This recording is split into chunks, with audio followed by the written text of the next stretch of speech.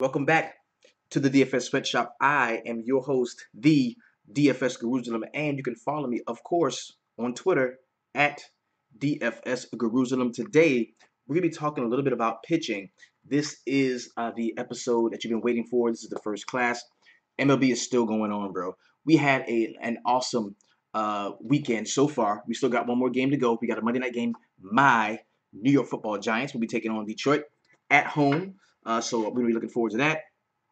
And so we're gonna be talking about pitching right and for the main slate. We've only got a 7 game DraftKings MLB slate. We're gonna be chopping that up. And be on the lookout because tonight, yours truly and the Iceman, Ronald Ice Coley, we're gonna jump into YouTube as well as in the VIP. We're gonna be talking about what went on, kind of a weekend review in terms of NFL, in terms of DFS in general, man. This is a variety show. And this is what I want you to know. Like, we're not like one of those places that only, you only can talk about one thing. Like, we talk about everything. Any DFS, anything. As long as it's DFS, we're all about it, right? So we're gonna chop up what we can look forward to going into week 3. Week 2 is pretty much in the books. What we're also gonna do is we're gonna take a look because he's more of a FanDuel guy. I'm a DraftKings guy. What we're gonna do is we're gonna take a look at the Millie Maker lines, the top Millie Maker lines, maybe the top 3 or 4 lines on DraftKings as well as on FanDuel, and see if there's some takeaways that we can get from those. Okay, we're gonna check those out. We're gonna also put those up against some of our lines and see if we're on the right track or if we need to do some tweaking. Because I can tell you, man, in terms of NFL, my week 1 sucked. I'm just gonna be honest with you. And I'm not like a lot of the motherfuckers who be lying. Oh, week 1, they knew that their week 1 was shitty, and they were like, "Oh, I broke even." You lying. You didn't. I didn't break even week 1. It sucked. I lost some money week 1. I lost a third of my buy-in. It was bad. I was glad to get 65 of the $103 back. Right? It was horrible. But this week, oh, this week was good. It made up for last week and then some. It was great. It was great. But what I did was I stuck to the process. The same thing I used week 1 to win. The same one. The same one that I used, the same process that I used for week 1 is the very same one I used week 2. And I'm telling you, man, we're gonna be right way more than we are wrong. So let's go ahead, man. Let's take a look at some baseball. Chop this thing up. We've got now, and I'm gonna be working, of course, from RotoQL, man. Very solid site. This is my favorite. I'm telling you, this is my favorite all-around DFS tool. I understand, you wanted to use different things and I wanted to go different places to get information from. But I'm gonna be real with you, man. This is my favorite DFS tool to use. They're not paying me to say this, although they should. So if you want to grab something, I'm gonna default this to the season average projection because I don't want to give away their paid content. If you want a really solid DFS tool to use in terms of optimization features, kind of a place where you can click on all the guys that you like and build your rosters depending on a pool of players that you select, RotoQL is definitely a really good spot to do so, man. Very good spot to do so. So uh, now, of course, the lineups haven't come out yet, and once the lines come out, that's when we're going to be able to really jump in and build the lineups. But right now, all we're really talking about is the pitching. What we're looking for here is the situation that the pitchers are going to be in terms of where they're hitting, the park, where they're pitching, the park factors, things like that. Also, where they are in terms of the playoff race, because now the playoff picture is really beginning to take shape here. You see, Boston, Cleveland, and Houston are already clinched in as far as their playoff seeding, playoff spots, not the seeding, but the spots. You look at the Nationals, the Cubs, and the Dodgers. So now what we're looking at is these 4 teams here, these 4 or 5 teams here, St. Louis, Milwaukee, Colorado, Arizona in the wild card hunt. We're talking about the Yankees, Minnesota, the Angels, Seattle, and even Kansas City and Texas. Baltimore is even in play here. So we're going to be taking a lot of this, man. Are we doing the same thing, meaning creating lines for NBA? Yes. Yes.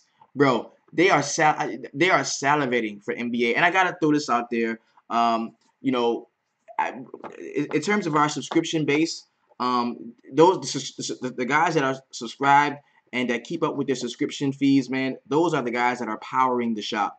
And of course, I like to keep a strong look at the people who are keeping the subscriptions up to date and you hate to like banish someone for not doing the right thing, but that's pretty much what's happening. So make sure your subscription fees are up to date and everything's good, and we can continue the way we've been doing. All right. So let's go ahead. Let's go and jump right into it, man. We've got first game on the slate is going to be the Boston Red Sox and the Baltimore Orioles. Like I can show you right here. We look at the playoff picture, and Baltimore is still sneakily there. 73 and 77. They can still make a push in terms of catching either Minnesota or not, maybe not the Yankees, but Minnesota for that last playoff spot. So these guys are still playing for something. So you take a look here. You got Doug Fister 8.4, Dylan Bundy 9.1. Bundy, really solid starts we've seen from him lately. Let's take a look at what he's been doing over the last few games. 23, 350 against Seattle there. 19, 25, 32, 29. So outside of that 3.6 point performance against my Yankees, he's been fairly decent over the last 5 starts. We take a look at the Boston Red Sox, man, and what they do in terms of hitting on the road versus right-handers. And I don't think they've been that bad at all, man. They're middle of the pack, actually. A 169 ISO, which is fairly decent. 298 WOBA, wish there was more there, and a 24.7% K rate. Now, that K rate does leave a lot to be desired in terms of playing some of the Boston bats here. I think that Dylan Bundy is a guy that I might have some interest in, and we're going to, of course, shrink our pitching pool down once we chop up the line drive. So definitely Dylan Bundy's a guy that I'm going to have some exposure to. You look at Doug Fister at 8.4. The price really hasn't moved on him too much, man. It really hasn't. 8.8, 7.6, 7.4. His last start against Oakland, we predicted that it was bad, 0.8. But you got extremely good hitting conditions here for the Baltimore Orioles in Camden Yards. So we take a look at where they sit in terms of park factors. And, I mean, we're talking one of the best places in the league to hit. Camden Yards, 5th ranked here. So, playing pitching here is going to be, it's going to take some mental fortitude, man. But I think in terms of, playing some Dylan Bundy, I think you could. I really think you could. Moving on to the next game is going to be the Minnesota Twins and my New York Yankees. This is another one in the Bronx, man. You've got Jaime Garcia at 6.6. Urban Santana 10.5. Now the Yankees are this is like the spot here. Both of these teams are fighting for playoff positioning, and take a look at the wild card. They're here 1 and 2. So with a loss from one of these teams, this helps the Angels, Seattle, Kansas City, all of those guys. So neither one of these teams are going to want to be the one to lose. Like, this is going to be a very hard-fought game. I don't want to play the pitching here on either side. You look at what can happen in one of the best hitting environments in baseball in Yankee Stadium. I'm going to have a fair amount of exposure to bats in this spot. You look at what the Minnesota Twins do on the road versus lefties. It should be decent. It should be good. Here we are, 27.8% K rate. Ooh, that's a lot. 182 ISO, 315 WOBA, but it's against Jaime Garcia. That is not somebody who I think that can exploit them not hitting the ball or striking out a lot on the road versus lefties. So I'm definitely going to have some exposure there. We look at Urban Santana, who has had some very decent starts, man. 10.5 is the price on him. You're going to be paying up for Santana if you wanted him. 25.9, 5.6, 21, 26.75. I really haven't seen the consistency to go ahead and pay up that much for him in a matchup against the Yankees at home. We look at what the Yankees do at the crib versus righties, and it should be fairly decent here. Let's take a look. Okay, 22.7% K rate. 159 ISO, 306 WOBA. So both teams pretty pedestrian in those situations, but just not the pitching that I want. I think playoff atmosphere batting is really what you want. So not looking for a pitcher on either side in this game. Next game we got is the Los Angeles Dodgers and the Philadelphia Phillies. Nick Pivetta 6.2, Clayton Kershaw 13.7. I don't want to play Kershaw. I don't have to. I'm gonna let everybody else do it on a short slate like this. You play Kershaw. I'm not doing it. Looking over his last few starts, since coming back from injury, bro, I think he's had like one really awesome start. Yeah, that 30-point performance. 30.3 against San Diego, but 22, 8, 7. Like, I'm good. I don't need that. I can play bats elsewhere. I don't need that. And you look at the Dodgers; they pretty much already got shit like wrapped up where they are. So I don't feel like I gotta play them. I really don't. I mean, they're already locked in. Of course, they're gonna try to win 100 games, but I'm good on that. And you take a look at the Phillies here. Do I want to play Phillies bats against the Dodgers? Probably not. No, I don't want to do that. Nick Pivetta here at 6.2 against the Dodgers. It does kind of interest me some. Let's take a look at how the Dodgers have been on the road versus right-handed pitching. Now, take this into account that they went through a crazy losing skid. where they lost like almost 11 games in a row, but they ended up on a 4-game winning streak. 21.1% K rate, 168 ISO, 312 WOBA. Pavetta definitely a guy that I'm going to be looking at, and honestly, a really contrarian guy that you might want to take a look at. So I wouldn't have an issue if you wanted to play those guys, but of course we're going to be looking at that closer once we get in the line drive. This game we got is the Milwaukee Brewers and the Pittsburgh Pirates. You got Chase Anderson 7.6, Stephen Brault at 5.9.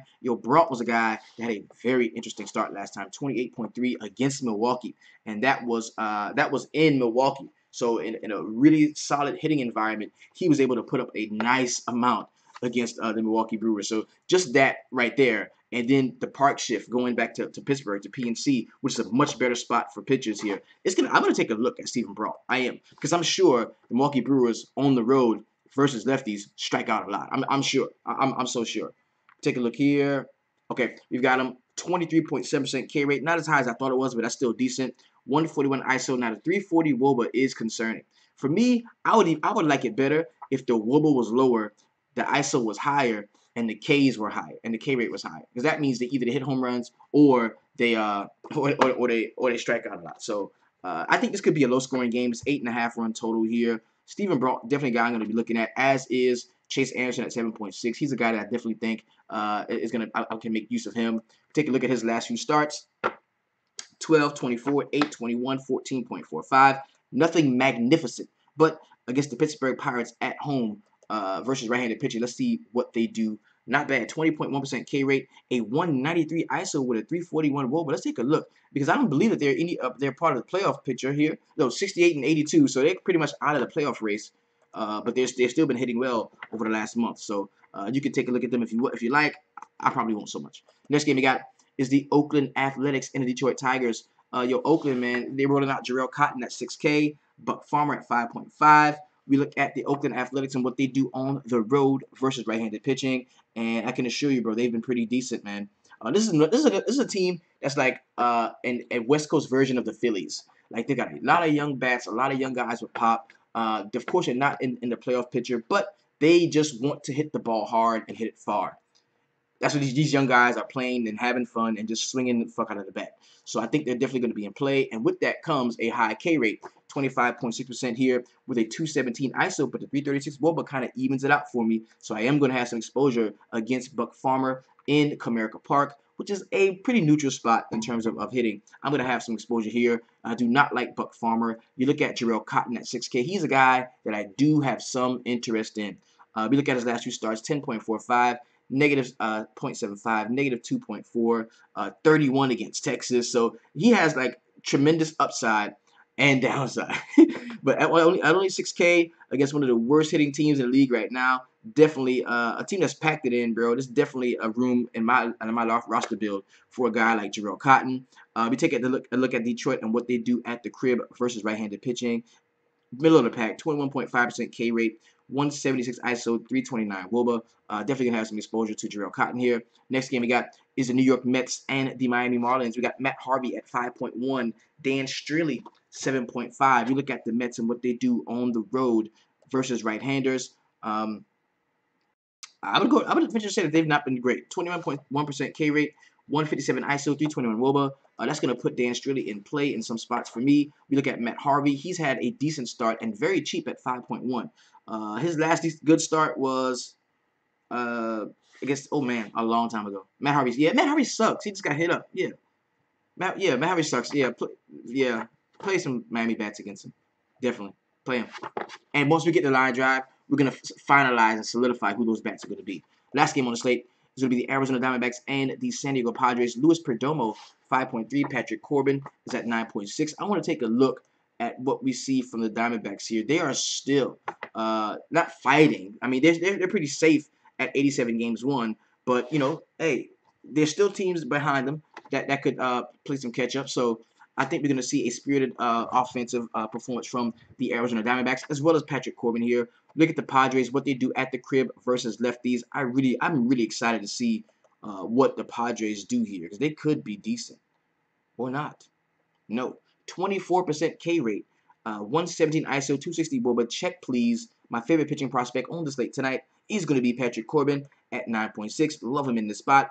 We look at Luis Perdomo at 5.3. It's an 8.5 run total. Do I think that Perdomo with his really decent K upside can hold some of the Diamondbacks bats in checks? No, I really don't. So I'll be paying some Diamondbacks bats in this spot. So let's take a look at the pitching that we have already outlined for today's slate. And remember, man, get with us inside of the line drive, bro. I can tell you, Kershaw fade for me, straight Santana fade. I will not have any exposure to either of those guys. Patrick Corbin looking good for me at my #1 play. Dylan Bundy here, and I can go Patrick. I can go Corbin Bundy and be in a good spot. I kind of like that. Chase Anderson, Dan Straley is a guy that I do like.